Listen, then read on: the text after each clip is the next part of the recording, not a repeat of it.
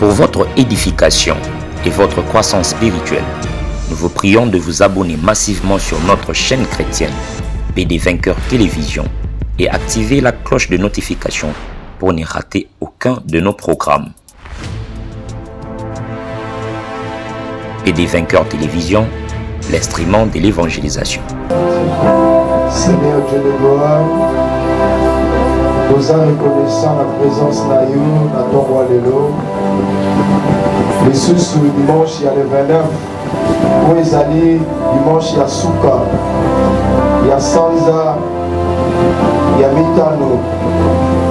Seigneur, nous allons les souhaiter la mai 2022, parce qu'aujourd'hui, sur le dernier dimanche,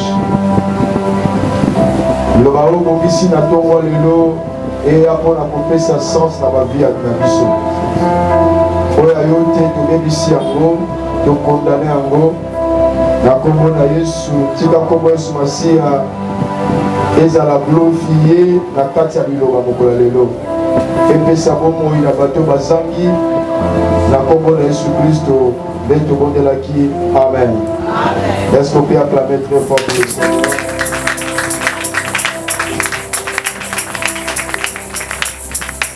Amen. Merci, nous avons beaucoup ça pour Tongo Kitoko à Kabeliso. Malgré la discussion et la maison de Tabango, la mission des ambassades de Golo, il y a toujours autour, il y a même table pour la Goyoka Samomala. Nous avons démarré enseignement la mission à Mukanda et à Nombre, chapitre 22. Chapitre 23, Nombre chapitre 22, chapitre 23. Alors, on attend, nous sommes dans le Nombre 23, verset 5 à 7. Mais normalement, c'est le mois et Simbami, la 2 chapitres, c'est-à-dire 22, 23, au Canada, il y a Nombre. Bataille Lusso, Nombre chapitre 23, chapitre verset 5 à... Nombre chapitre 23, à partir du verset 5, j'ai le nom du Seigneur Jésus-Christ. L'Éternel mit des paroles dans la bouche de Balaam et dit, retourne vers Balak et tu parleras ainsi. Il retourna vers lui, et voici Balak s'est tenu près de son holocauste, lui et tous les chefs de Moab. Balaam prononça son oracle et dit, Balak m'a fait attendre d'Aram. Le roi de Moab m'a fait descendre des montagnes de l'Orient. Viens, maudis-moi Jacob. Viens, sois irrité contre Israël. Comment maudirai-je celui que Dieu n'a point maudit? Comment serais-je irrité quand l'Éternel n'est point irrité? Je le vois du sommet des rochers, je le contemple du haut des collines. C'est un peuple qui a sa demeure à part et qui ne fait point partie des nations. Qui peut compter la poussière de Jacob et dire le nombre du quart d'Israël? Que je meure de la mort des justes et que ma fin soit semblable à la leur. Balak dit à Balaam, que m'as-tu fait? Je t'ai pris pour maudire mon ennemi, et voici tu le bénis. Il répondit et dit, n'aurais-je pas soin de dire ce que l'Éternel met dans ma bouche? Balak lui dit, viens donc avec moi dans un autre lieu, d'où tu le verras, tu n'en verras qu'une partie, tu n'en verras pas la totalité. Et de là maudis-le-moi. Verset 14. Il les mena au champ de Tsophim, sur le sommet des Pisgah. Il bâtit 7 autels et offrit un taureau et un bélier sur chaque autel. Balaam dit à Balak, tiens-toi ici près de ton holocauste et j'irai à la rencontre de Dieu. Verset 16, l'Éternel vint au devant de Balaam et il dit, et il mit des paroles dans sa bouche et dit, retourne vers Balak et tu parleras ainsi. Il retourna vers lui et voici Balak se tenait près de son holocauste avec les chefs de Moab. Balak lui dit, qu'est-ce que l'Éternel a dit? Balaam prononça son oracle et dit, lève-toi Balak, écoute, prête l'oreille, fils de Tsippor. Dieu ne point un homme pour mentir, ni fils d'un homme pour se repentir. Ce qu'il a dit, ne la fera-t-il pas? Ce qu'il a déclaré, ne l'exécutera-t-il pas? Voici, j'ai reçu l'ordre de bénir. Il a béni, je ne le révoquerai point. Alléluia. Amen. Acclamons très fort pour sa parole. Que Dieu bénisse sa parole.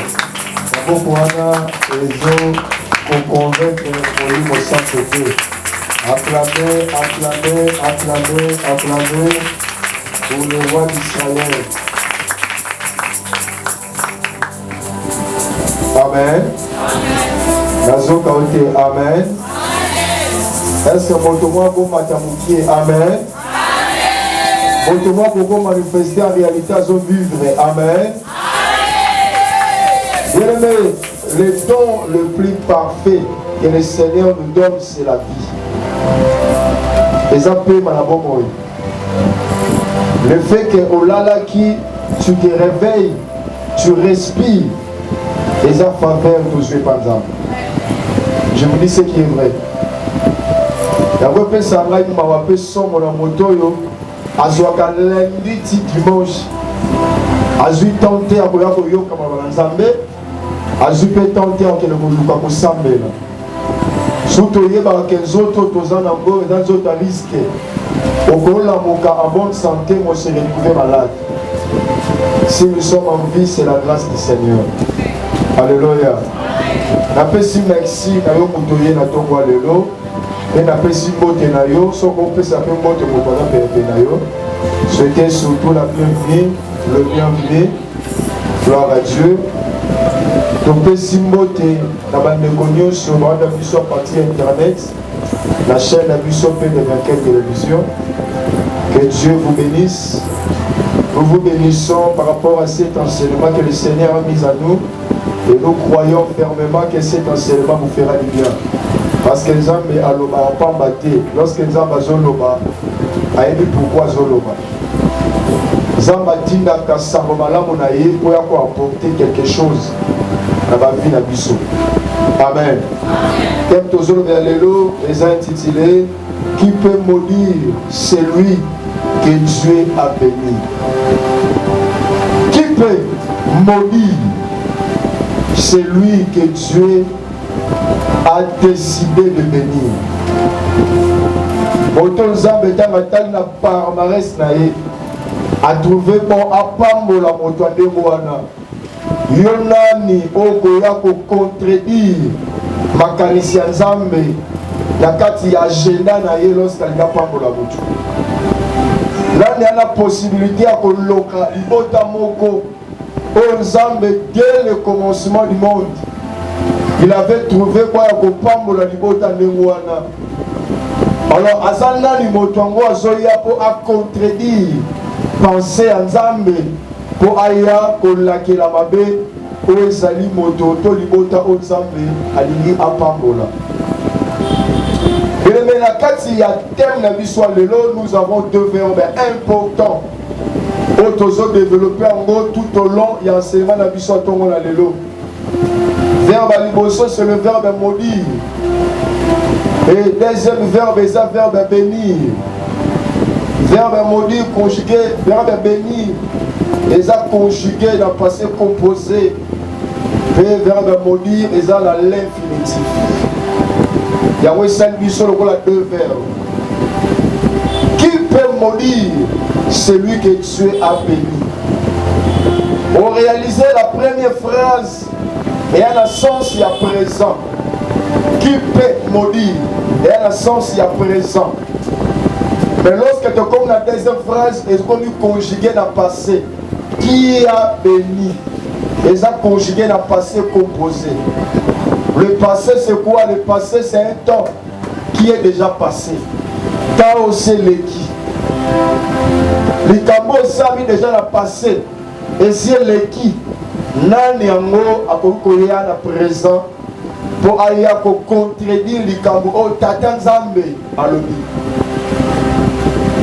L'enseignement est pour moi est un objectif mon corps. koya ko interpeller l'église, koya ko rappeler l'église utilité na yo lokola mwana Nzambe pe nini Nzambe akanisaka mpo na ye pe kolongola likolo ya église makanisi nyonso négative oyo evandaka na mituna na biso lokola bandimi ya Yesu Masiya. Bien-aimé dans le Seigneur, qui est venu le verbe maudit? Verbe maudit elakisi tout simplement koloba mabe likolo ya mutu, koloba mabe likolo ya ngomba moko songolo, likolo ya pays, likolo ya loko. Lorsqu'on dit je te maudis, veut dire je tresse de mauvais mots, de mauvaises paroles sur toi. C'est ça le verbe maudit, c'est-à-dire libérer de mauvaises paroles sur quelqu'un ou bien sur quelque chose. Alors que veut dire le verbe bénir? Le verbe bénir veut dire tout simplement libérer de bonnes paroles, de merveilleuses paroles, de merveilleux mots sur la personne ou sur quelque chose. Vous remarquez sur des verbes où ils se contredisent l'un après l'autre. Verbe à liboso la kem na biso et à kolaki la mabe. Verbe à mibale ezali koloba malamu pona mutu. Mais avant de comprendre le terme na biso malamu, nalingaki un peu tozonga na mukanda Genèse oyo eza ebandeli ya nyonso. La Bible dit ceci dans mon passé. Lokola le diable azali un adversaire beaucoup plus compliqué à se pelagate oyabiso, c'est-à-dire bana nzambe babika bolamu ko ute patata akendaki na voie rise pour akosa moto en sorte que apotola ye lipamboli o nzambe a déposé qui dès le commencement la vie à moto. Alléluia. Avec okosa moto to l'histoire alesi moto nguma o nzambe a défendaki jusqu'à ce que moto assume taki liboso nzambe. Lokola péché, la Bible dit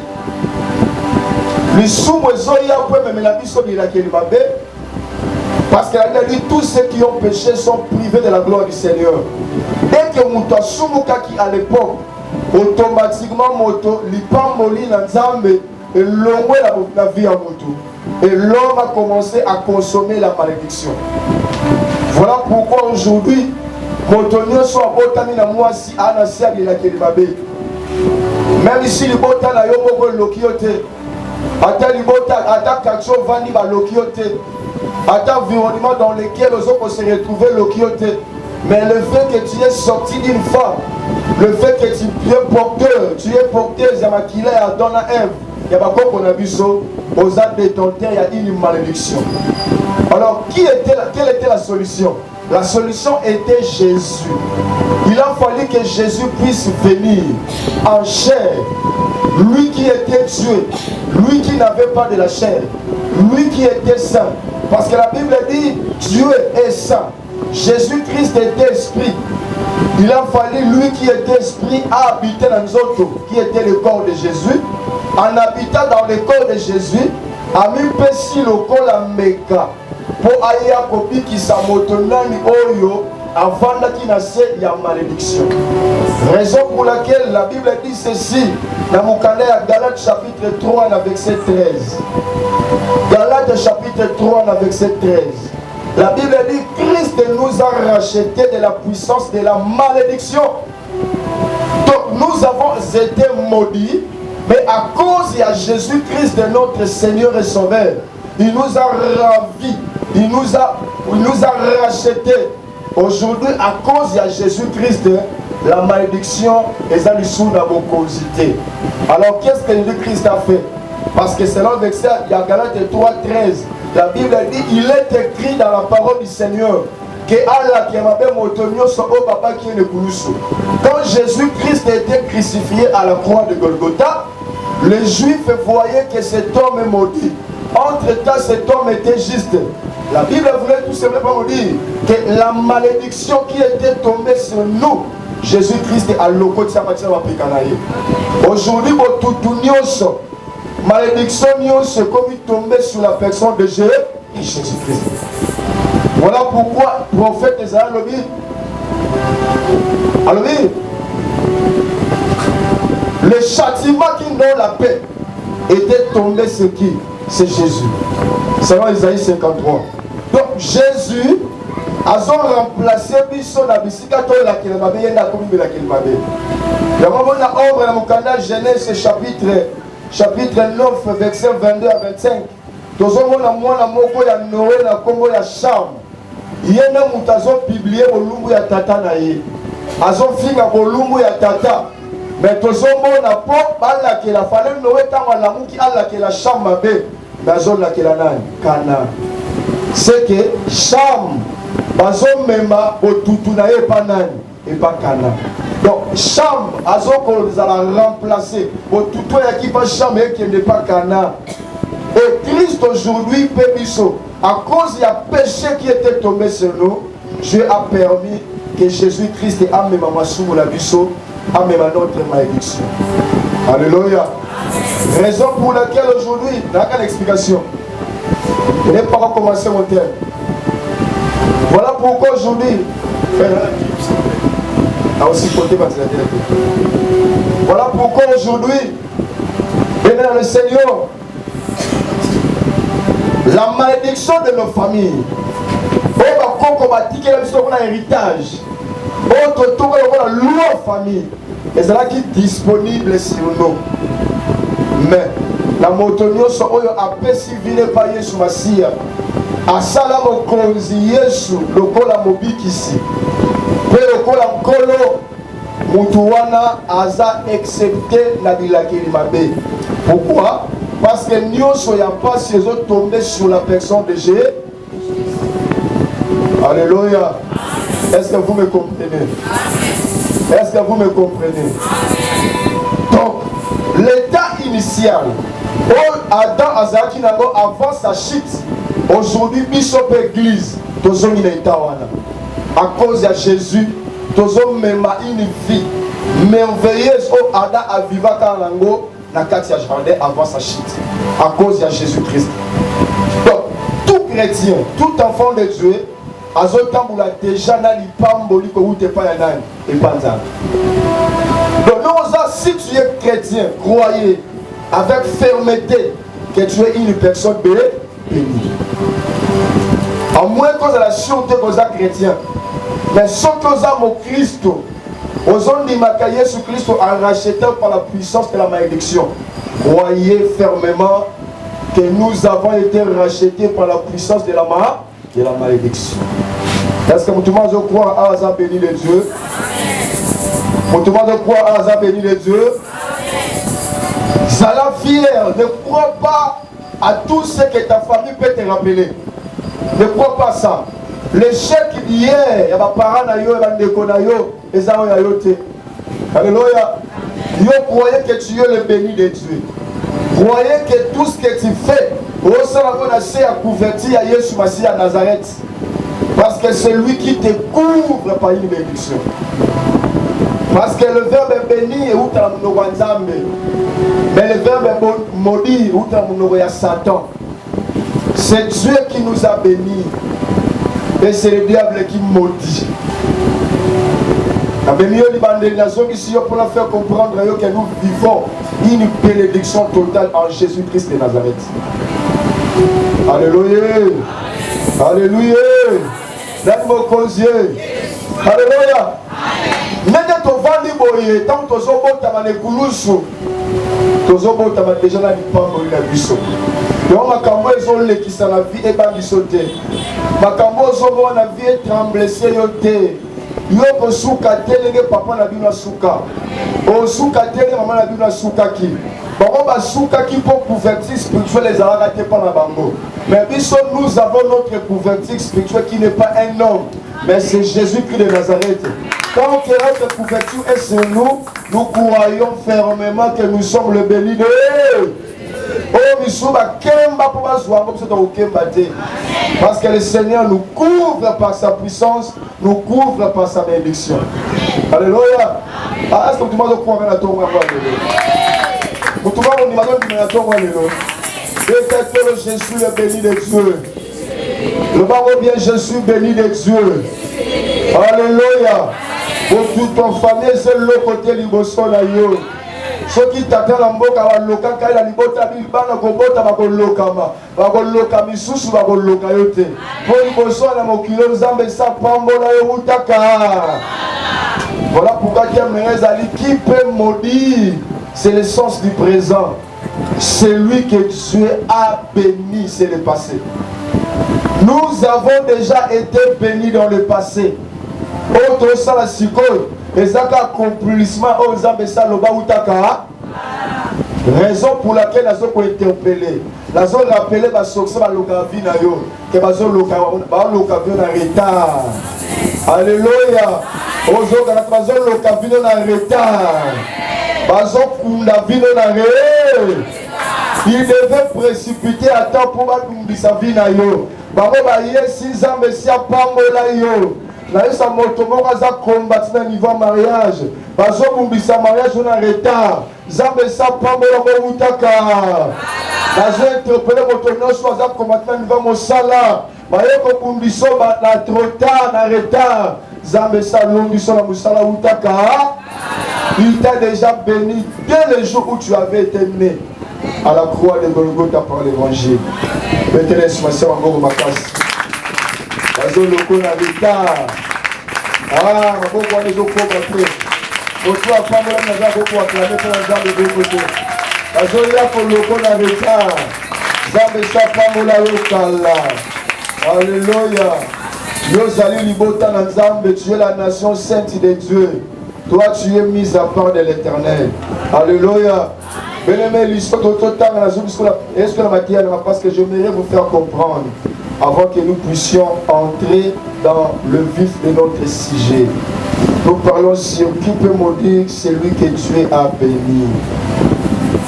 La Katsali solo histoire, il y a peuple au Zambie à prendre comme Israël. Israël était le peuple de Dieu. Dieu avait choisi ce peuple pour de grandes choses. Et Zambé tant abimisi bango na kati na Israël na Égypte. Alakaki bango akomisa bango tina Kana. Et c'est pas Zambé soka laki mutu qui a kokomisa bisika wana. Beleme orofini toujours par kokoma bisika wana. Zambé akosa raté soki a lobby a kokomisa yo. Ayebisa qui est pas Israël boko bima na Égypte. Boko ta la kati ya Kana. Et à tenir parole na ye. Tout le monde Israël a triomphé pays en pays, a triomphé ville en ville. La Bible dit à l'équipe d'Amboka, il y a des Moréens, Basali va explorer Makasi, jusqu'à ce que Bandeboyamboka Moab, Moabite, va comprendre efficacité, va comprendre Makasi, il y a des Égyptiens, il y a des Israélites. La Bible dit ils ont eu peur. Et lorsque le Moabite qui s'envoquait Israël, allez aller kasikola nzena bino babangi. Babi toyoki sango na mboka ba Moabite, comment est-ce que tout le monde Israël a sali ba grande chose. Baliba comme pas une abisso, comment est-ce que ton comment tu dois arriver? Qu'est-ce qui s'est passé? Le roi de Moab na Congo ya Barak. C'est un devin. Parce que Balaam n'était pas un prophète, Balaam était un devin.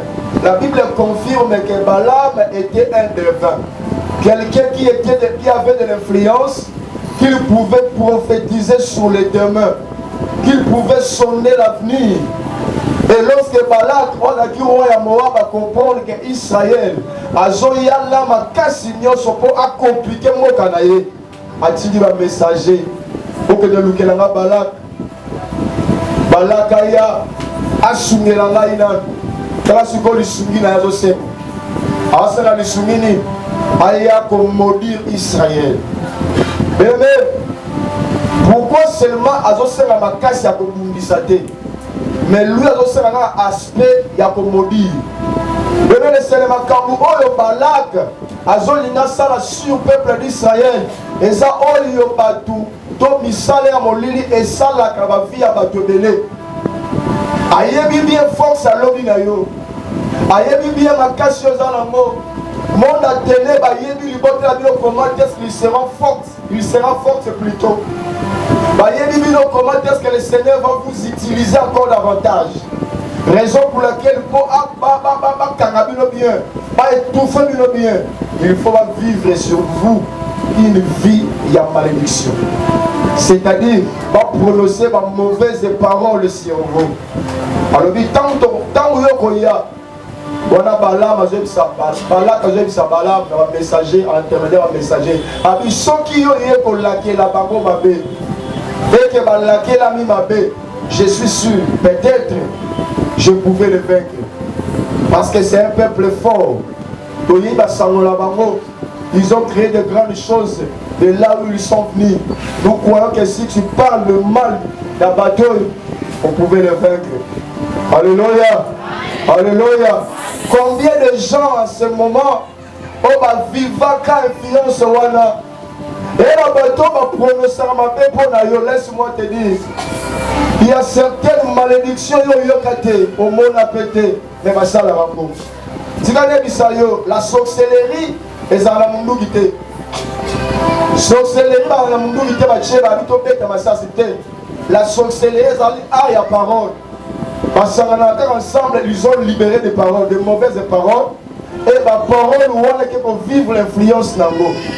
Tout le monde va bloquer le niveau Moussala. Va bloquer le niveau mariage. Laisse-moi te dire, ce sont seulement des mauvaises paroles qui ont été libérées sur leur vie. Et bon, si Mouma, comme ils vont vivre dans l'eau. Raison pour laquelle diable a compris le moko. Abi non, ceux qui bateau n'a prononcé mauvaises paroles sur Bango, et ils ont pratiquement possible d'avancer. Parce que les mauvaises paroles viennent pourquoi? Ils ont eu pour mettre une barrière en sorte que Motolinga avance à la limiter quelque part. De moment où Balak plutôt, alors qu'il ne négocie pas Balak. Abina yebi yo lobaka. Ce que le lieu laqué là, il laqué la mata. Ce que le dit obébisaka. Azobo sa le moko, batonio sauté, batako locate, baloka mutunio sauté, batusoko loka bango misuba loka bangote. Et la batuna bato, la kata libota, oko loka mutunio soko bloqué mutunio so, mais la bato va ser exception ko loka bangote. Okoki na zamba qui ne peut libérer ma mauvaise parole. Obi famille telle, va pour avancer telle, famille telle, va au bas la telle, famille telle, va pour la telle. On remarque moi la moko je suis à Souka. Là où je suis à Moussika, il y a bimisi mutu.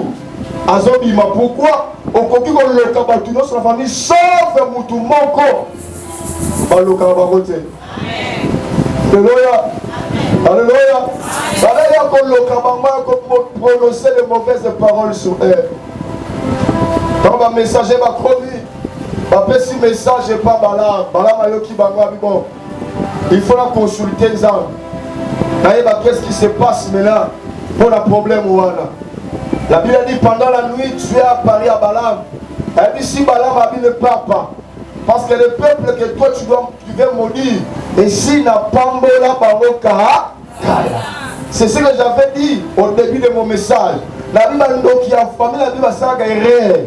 Bazo ko la qui a même moto si ba pambola utakala. Problème est allé simba ko pourquoi? Pour le mimela yango. Dans les kangayo. Mais ce qu'on mimela yango te nzambe sa pambola yo. Et ça passe pour il a qui a bien famille et si babo molina yo. Pour nzambe sa loba malamu likola bo molina yo. Et ça loba que yo pour avancer. Yo ko konga, yo ke de liboso, yo ko simba o ko simba. Mais lorsque on va au famille lobby, Malobi kabola mon nzambe et ça te. Croyez que nzambe sa pambola utakala. Nzambe sa sabla mut o zomona wale za réalisation. Nzambe sa pam l'État béni déjà la passé. Quand ils sortaient déjà dans ce monde, je t'ai déjà béni. Alléluia. Alléluia. Et Balaam a zongi ici batabina okendela bino ndengeni. Dieu m'a interdit d'aller avec vous. Bataro bazongi seul. Bagé sa message et pas Balak, le roi de Moab. Quand tu ne pas m'totini biso mais simité. Voilà ce qui s'est passé. Ah oui, non. Maintenant je dois envoyer le prince. Il y a Moab, pas qu'il ne négocier pas naïe. Il a encore envoyé le prince de Moab. Comme s'il vous plaît, tu es là-bas présent, tu es là-bas or, tu es là au pays.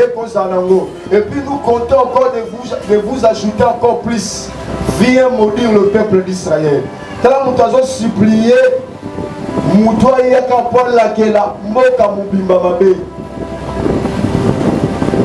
pendant que cet homme était tranquille, cette fois-ci le Seigneur a dit, comme toi tu veux, pars.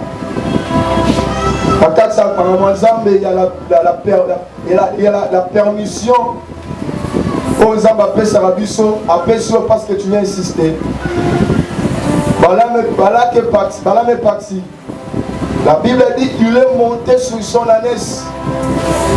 A-t-il été serviteur à Simanaye? Babando Kende.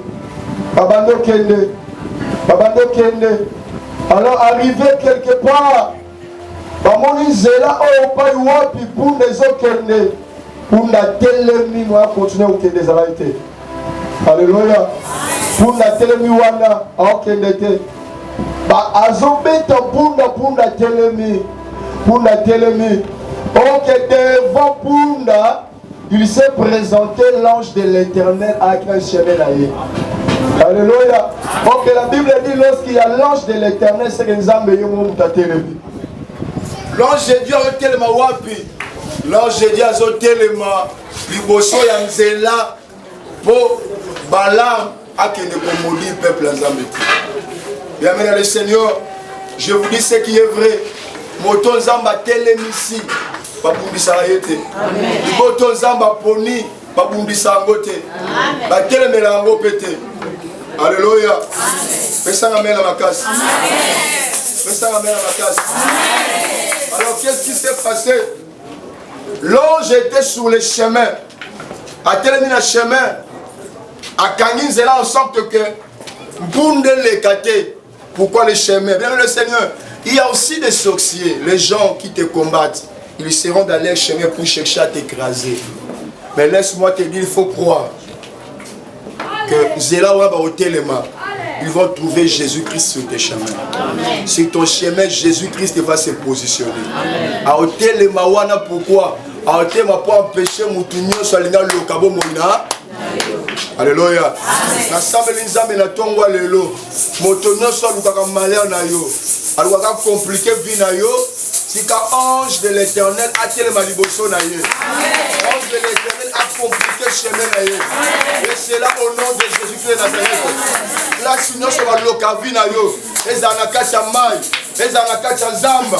Bazoya pas déstabiliser vie na yo. Bakuta ange anan. Zambé a compliqué motonio, ça va compliquer Moussa na yo, a compliqué vie na yo. Zamba lola a compliqué na combat Jésus-Christ par Nazareth. Alléluia. Balaam ne savait pas que, vous avez dit des fois, Zamba Zanzam, Balaam ne savait pas. Pendant que Balaam a ok nampunda, il a dit que Zamba ma coquille, Yacob dit sa projet nyon sur Bayinabiso. Peu importe, Dieu est capable de le faire. Abandonner ta punda film jusqu'à ce que punda comme loba punda zoloba ni punda zoloba est-ce que c'est na boya koto sayo depuis quand si na refusé ordre yo pc pas inangai depuis quand si na refusé ça oh yo lobi ozomo na te que ange a temi bosona la Bible dit l'ange était devant azaki babo asimba ki épée et puis épée moi ezopela la mort. Mais lorsqu'on dit ange la tenina épée sur la moto, c'est que l'ange a besoin de combat. Le Seigneur, il y a des combats qui peuvent se présenter dans ta vie. Mais je prie que le Dieu d'Israël, Zamba Bundela Israël Mobimba, Azanzambe la biso bongwanité. À côté ma peuple la canayo. À côté ma communauté la peuple moinayo. Est-ce qu'on peut acclamer très fort pour le Seigneur? Acclamez très fort pour le roi de rois. Acclamez très fort. Amen. Zamba yebisi et pas Balaam. Je voulais te tuer. Mais la tikiyo, maintenant va. Va dire maintenant à Balak les choses que moi-même je dois déposer dans ta bouche. Balaam a dit que n'a commis et pas Balak. Comme il a dit, c'est l'autre qui s'est passé dans Zéla. Comme il pas Balaam. Pas Balak plutôt. Tant comme il pas Balaam, Balak, Abisi Balak, il faut présenter cet hôtel. Dans cet hôtel, il faut disposer à chaque hôtel un taureau et puis un bélier. Et tant que les zéliers se consumer, s'ils consomment, après maintenant, moi je dois parler de la part du Seigneur. Voilà Balak, Azozela, Israël, la maudit. Je parle au nom de Jésus, quelqu'un d'un homme de Dieu. Parce que l'échec n'a pas trop. Parce que la yokoué a trop. Mais on continue à jamais kokoué parce que m'tassim yo zanza.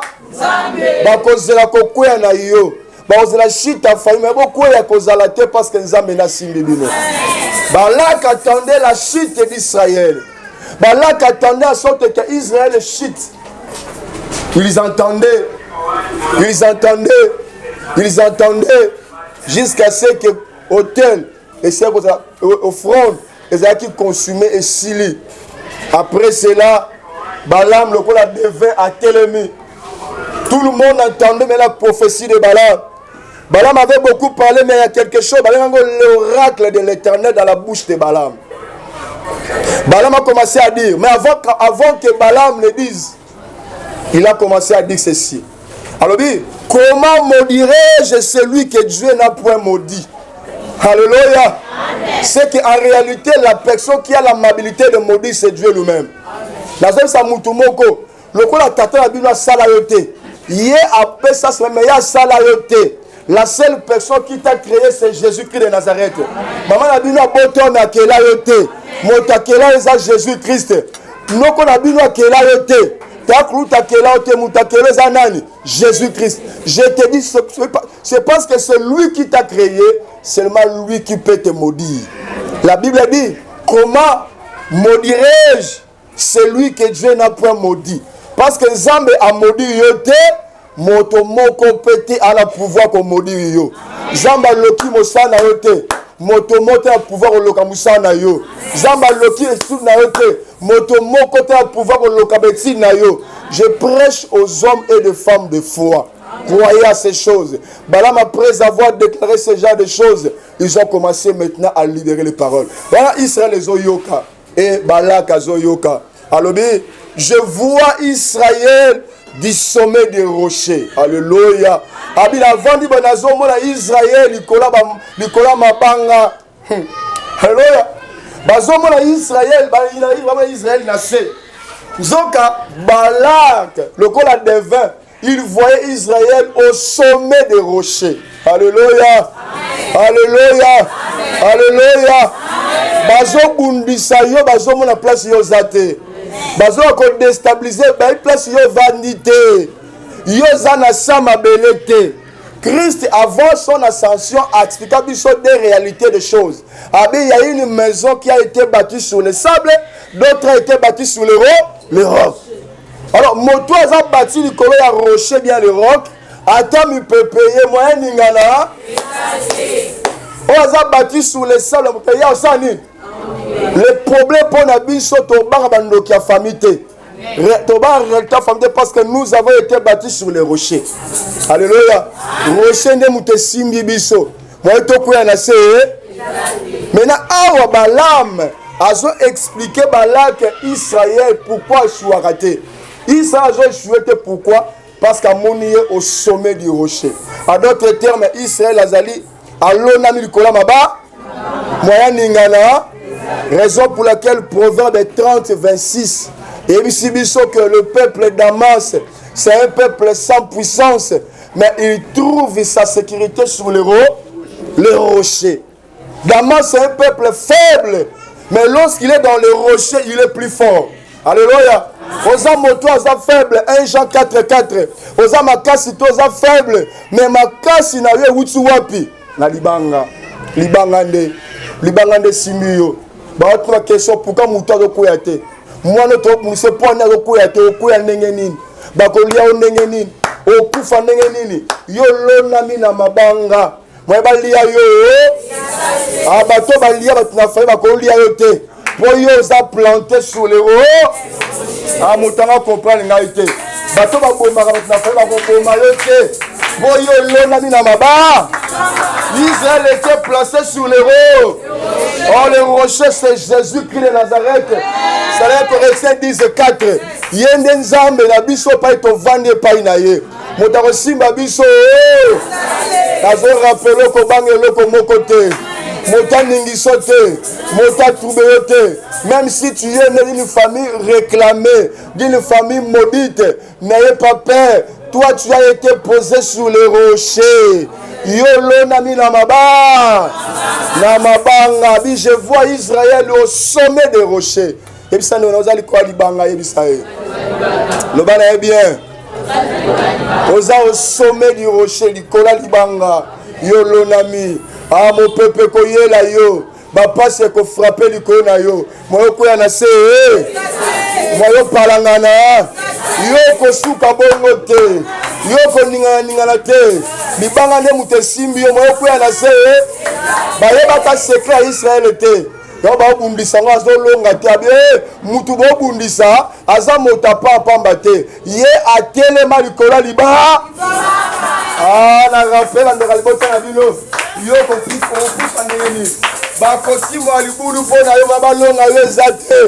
Yo ezali kola liba. Ba ko luko na molili bakuta miroir na bango Yesu ndabimi. Yende libanga na yo. Moi bacha mutu na se. Betela mokonzi maboko makasi. Betela libanga maboko makasi. Acclamez très fort pour la libanga. Acclamez très fort pour la libanga. Alléluia. Alléluia. Yebisa na yo zana sommet à libanga yebisa. Oba moko zana sommet à libanga. Alléluia. Alléluia. Batelemi si balang pour la kelamabe. Bala matelemi amona peuple ngo fala kelaba mo likolo libanga. Alléluia. Babi bruit qui te meliba. Même si mauvaise parole ngo yé et ko simba bango ndenge nini. Pour libanga les jouer peut rendre directement à bouclier. Moi côté simba bango parce que libanga est comme bouclier na bango. Oh nzamba bo moya sunga yo o aza véritable bouclier na yo. Nzamba sunga yo ba ko pexer po na yo mo na yo te. Nzamba simba yo en sorte ko koya te. Au nom de Abi Jésus Salomé, quand je vois encore Israël, je contemple du haut des collines. Lorsqu'on a l'histoire de la colline, Kindo qui a famille Zanango, mais yo la mise à part. Zamba mettre yo à part au nom de Jésus-Christ. Qui peut compter la poussière de Jacob? Alléluia. Zamba ebisa Jacob que ma belo zomona ebisa Abraham plutôt. Ma belo zomona poussière au monde se multiplier, c'est ta bénédiction. Le colo content côté de même aussi ta bénédiction sera. Bien le Seigneur, la bénédiction de l'Éternel sur ses enfants est incontable. Moi toi quoi content go exact. Si tu es un enfant de Dieu, croyez que ta bénédiction sera différente avec celle du dehors. C'est-à-dire aux incapacité ko konto ko pese pa ina yo. Zambe tellement ko kamuso makaso ko konta ngote. Yesu ba babundisa yo informer bango tango zo ko tanda binzambe merci. Po olona katana mapambo o miso pesa bango te. Zamba pesa ngo pa ina yo. Yo zana yango. Ozalaka na yango, otambula nango. Mutako compter lipambo na yo aza. À d'autres termes aussi, compter la poussière veut dire tout simplement qui peut sonder les promesses que Dieu a mises en toi?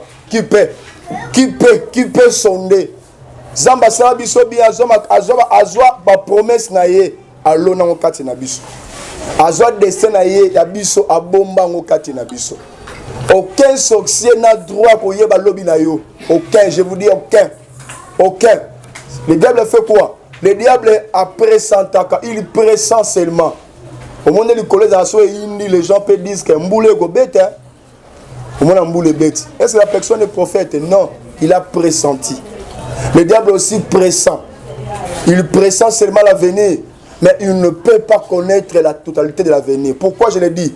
Parce que ce qui diable va venir en Mobimba, il n'allait pas sacrifier le Seigneur Jésus-Christ. Parce que lui croyait qu'en sacrifiant Jésus, à comme une kimia, or qu'en sacrifiant Jésus, Azo sauver le monde entier Mobimba. Alléluia. Azo sauver le monde entier, Azo yebate. Voilà pourquoi le diable ne connaîtra jamais ce que Dieu a mis à nous. à quoi on comptait pousser pour la télévision, le diable n'arrivera pas seulement à compter cela. Alléluia. À côté, à côté. Parce que le diable a de l'autre côté.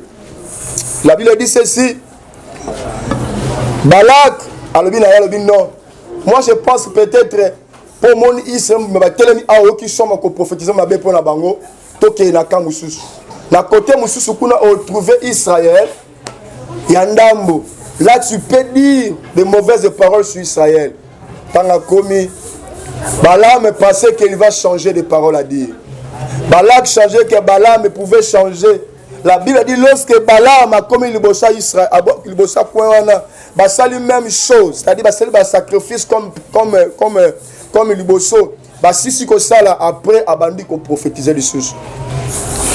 Mais avant de commencer à prophétiser, Dieu n'est pas un homme pour mentir. Dieu n'est pas un fils de l'homme pour se repentir. Ce que Dieu a dit, il finira toujours par accomplir cela. Il finira par exécuter. Parfois la prophétie, parfois la ndoto. Laisse-moi te dire, la prophétie de Dieu finira toujours par s'accomplir. Peu importe le temps et la durée, Zamba a finir toujours par accomplir ça. Zamba ta pour te sera lobby on va changer parce que mutamokili lorsqu'elle a qui mutu deux positions, trois plutôt. Il y a les bosso parfois à la qui parle la casale nangote. Yami balé parfois à la qui pour ça que ça les a mais azuma kokite. Yami ça tout parfois à la makoki pour ça pesa ma bemoro sala ke pa ina ya na ça go soute mais Zamba za bongote.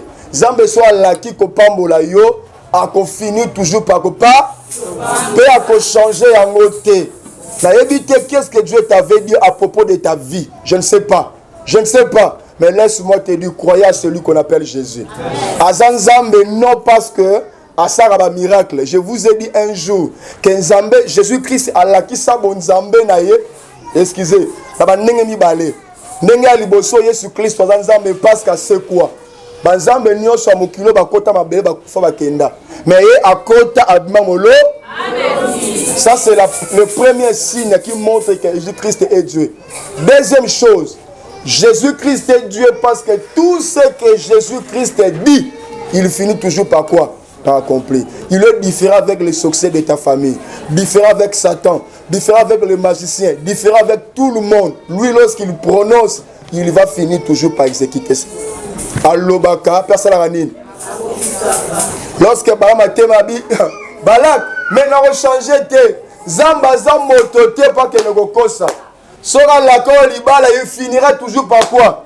Ya repesa yo. Sora la ka yo mutuka, il finira toujours par repesa mutuka. Ay Zamba bomo. Zamba sora la ki yango ko salaka yango. Alléluia. Amen. Mi kona zip tazu 3 messages mituka na mona be 3 messages mituka. 3. Et tu rappelles à solo. Mais voyez la yebité. Pasa niga. Baso mo so ye gluku na TMC GP libanda. Ko tu ozo ndenge nini donc. Na on lima la Zamba lo barasa nini. Na ina posa so presse pas ici pas mais na voluka tama 1000 et quelques la tama lo mo boy. Kana Zamba bi na lo nini. Ozone lo kakanda. So nego yela. Mais Zamba zo pesa malaki ma prophétie il va toujours finir. Mais c'est le problème là. Vous avez pressé trop. Moninga sera zui, eza yenda zui eza yote. Chaque mutu anatana ya lipamboni. Mais là maya pioza la kimia. Si on a zui na janvier ou en février. Hier février ou en mars, attends ton temps. La Bible dit Dieu fait toutes choses bonnes à son temps. La joie trop, j'attends seulement l'accomplissement. Je sais une chose, il n'est pas un homme pour mentir. Oh, j'exhorte une femme, un homme qui attend quelque chose de la part du Seigneur. Je ne sais pas tu attends quoi, mais je te dis, il finira toujours par accomplir. Amen. Ah, changer prophétie. Ce que je t'avais dit avant, c'est ce que je répéterai. Le Seigneur reste fidèle. Je parle à une femme, le Seigneur reste fidèle. Attends, je sais pour ça, il reste fidèle. Attends, mon qu'il est comme une noire, les choses deviennent noires. Mais Dieu reste fidèle. Ça ne nous a pas fidèle. Et toi qui nous suis par l'internet, Dieu est fidèle. Dieu est fidèle. Dieu est fidèle. Dieu est fidèle. Ne pose pas de questions. Et ça, comme Maria, tout qui n'est pas ange.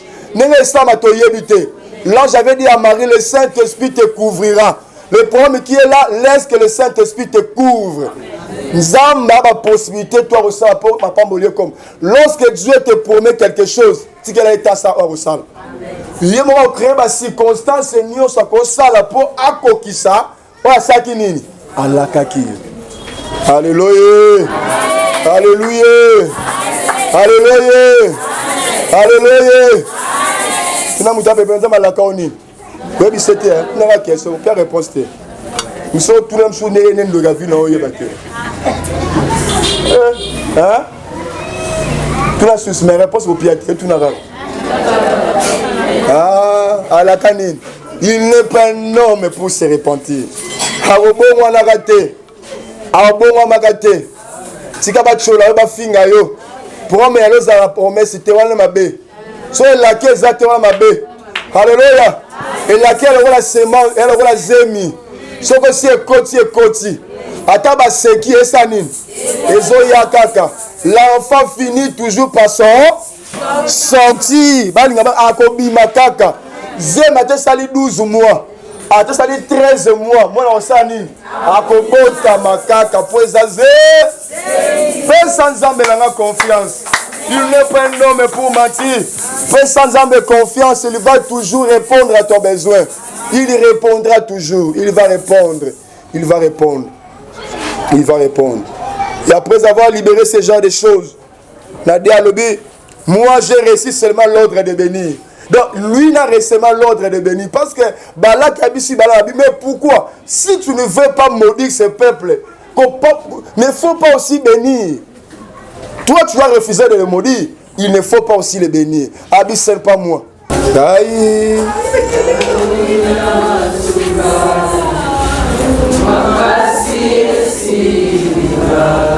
Yes, oui.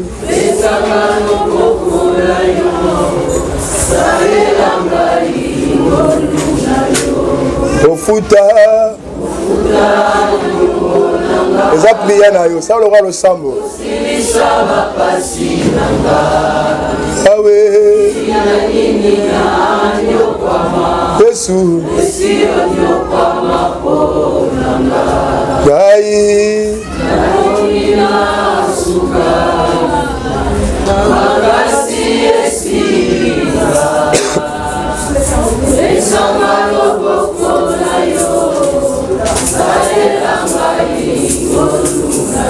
Oh papa Nalola Chabrega Boshike Ayaye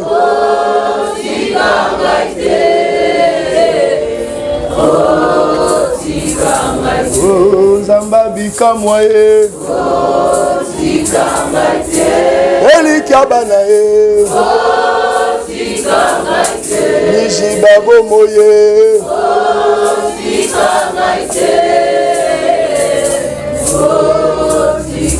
Yesu elikia basantue Ende Zanda Alliance Elikia koka moye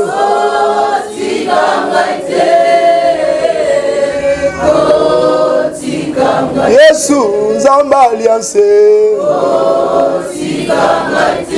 Elikia koka mwa Zamba bika mwa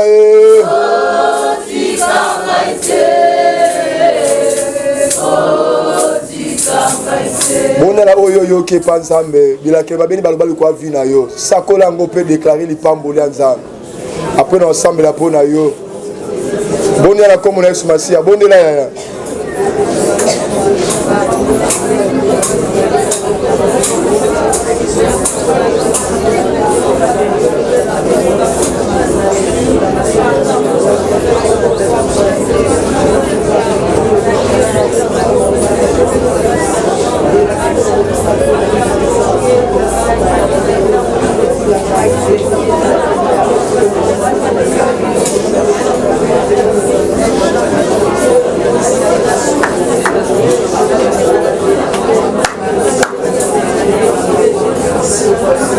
Tata na kombo Yesu tosambeli. Na nzela matia oto te yawa. Nana koko lakila mabe oyo pamboli. L'enchantement ne peut rien contre Israël. La divination ne peut rien contre Jacob. Tosakoli na kombo Yesu Masia. Que ce message apporte la vie. Mais na soleil nous na tongo nzamba bomo. Loba oyo et a ko chasser kat na biso confusion nyonso esi dans la mutu na biso. Parce que l'être clair mon Galates 3:13 que tu nous as racheté de la puissance de la malédiction. Si n'a déclaré l'ipambo likola ba na yo. Au nom de Jésus nous sommes bénis, bénis, bénis. Tika l'ipambo na yo bila biso tous les jours de nos vies. Na kombo Jésus Christ. Amen. Amen. Que le Seigneur vous bénisse sur la table très forte.